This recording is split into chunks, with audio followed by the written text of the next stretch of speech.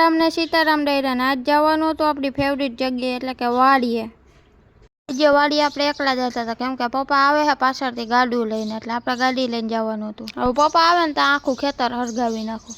ના ના હો, વાડીએ જે ખડના ઢગલા કર્યા હતા ને હુકાઈ ગયા હતા તો એને હરગાવવાના હતા। પપ્પા આવે ત્યાં સુધી મેં કીધું એ કામ કરી નાખું તો પવન જ એટલો હતો ને કે એને હરગતું જ નહોતું, માંડ માંડ હરગતું હતું। માંડ જો કાઢ્યો ધુવાણો હરગી ગયું ફાઇનલી। અહીંયા બે ખડના ઢગલા હતા એ તો હરકી ગયા પણ જો ખેતરમાં જે ઢગલા હતા ને એ થોડાક લીલા હતા તો મારાથી હરકતા નહોતા। એક તો ફૂલ પવન હતો ને બાકા છે ને આખી પૂરી કરી દીધી। હવે પપ્પા આવશે ને મારો વારો કાઢી નાખવાના છે। પપ્પા ખાતરનું ગાડું લઈને આવી ગયા છે ને આપણે જો 10 વીઘામાં ભરી ખાતર કામ કરવા માંડી। વરસાદ આવશે ને તો પોગાશે નહીં। ખાતર ભરી લીધું છે ને જો થોડોક આરામ કરી લે હવે પછી થોડુંક બીજું ઘણું કામ હાલો આગળ બતાડું। ડ્રેગન ફ્રૂટ વાવ્યું હતું પપ્પા હાથી આપતા હતા ને મને કહી દીધું પાણી પાઈ દેજે તું એટલે ખોલી નાખે ઢાંકણું। હમણાં જોજો પાણી આવે એમ પાણી ક્યાંથી આવશે, પેલા મોટર તો ચાલુ કરવા દો।